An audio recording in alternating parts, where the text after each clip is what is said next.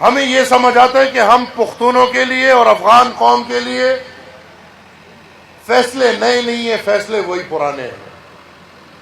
آج ریاست پاکستان اگر یہ فیصلہ کر رہا ہے کہ اس نے افغان مہاجرین کو واپس بھیجنا ہے، تو میرے خیال میں یہ ایسا آسان فیصلہ نہیں ہے کہ ایپیکس کمیٹی بیٹھ کے، انٹرم گورنمنٹ بیٹھ کے یہ فیصلہ کرے۔ انٹرم گورنمنٹ کا کام جلد از جلد فوراً فری اینڈ فیئر انتخابات کرانا ہے، اور یہ ہم سب پختون، یہ پورا پینڈال آج یہ ڈیمانڈ کرتا ہے کہ الیکشن کمیشن جلد از جلد الیکشن کی تاریخ دے اور منون عمل کر کے فری اینڈ فیئر الیکشن کے انعقاد کو بااختیار بنایا جائے۔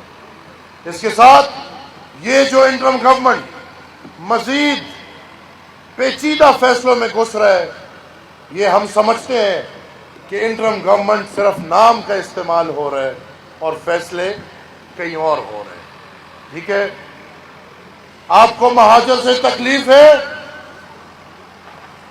پالیسی ایک بنائیں، پھر آئے 14 اگست 1947 سے بیٹھ کے یہ فیصلہ کریں۔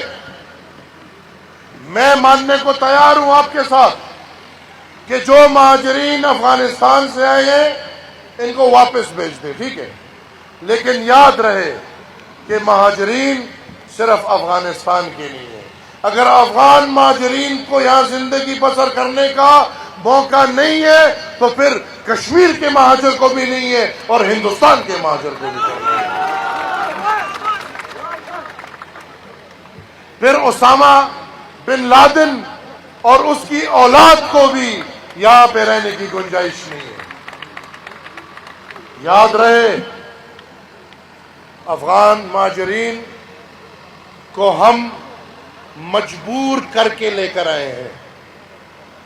یاد رہے کہ افغانستان میں جو آگ لگی ہے اس کا آغاز جنرل ضیاء الحق نے کیا ہے۔ یاد رہے کہ افغانستان کی جو حشر نشر ہے اس کا کردار ہمارے اسٹیبلشمنٹ نے ادا کیا ہے۔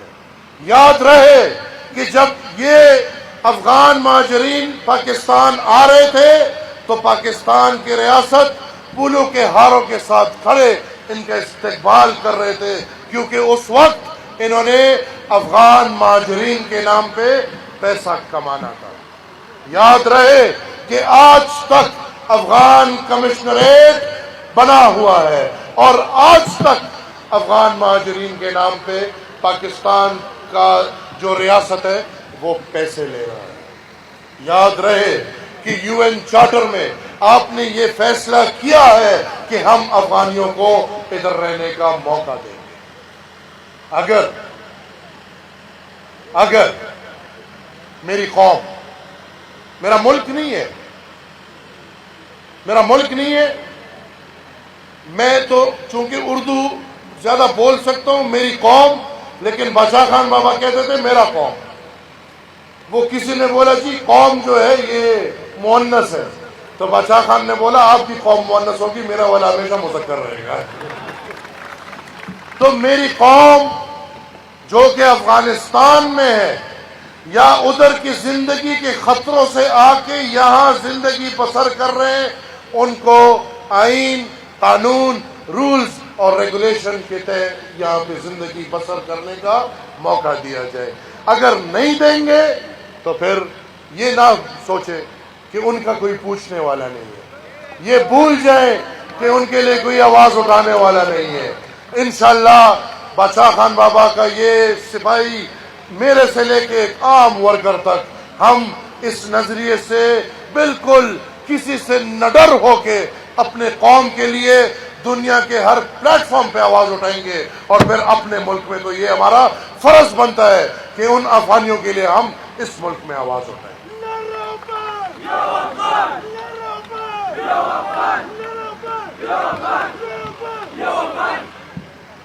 جو افغان مہاجرین دہشت گردوں کی وجہ سے ادھر آئے ہیں. تو یاد رہے کہ اس طرح پاکستانی دنیا کے بیشتر ممالکوں میں دہشت گردی کی وجہ سے پناہ گزیر ہو کے کوئی امریکن نیشنلٹی لے رہا ہے, کوئی برٹش نیشنلٹی لے رہا ہے, کوئی فرینچ نیشنلٹی لے رہا ہے, اور لاکھوں کی تعداد میں سعودی عرب میں, امارات میں, قطر میں اور ہر جگہ زندگی بسر کر رہے ہیں. اگر وہ ٹھیک ہے تو یہ پھر غلط ہے, اگر وہ غلط ہے تو یہ آپ کی بات ٹھیک ہے.